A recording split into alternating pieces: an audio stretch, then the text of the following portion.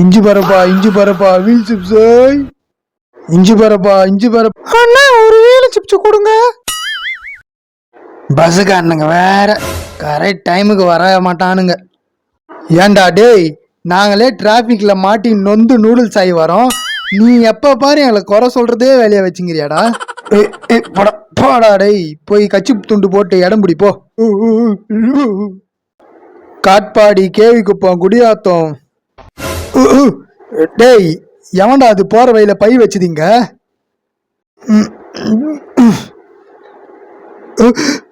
मेरा मेरा भाई मेरा भाई.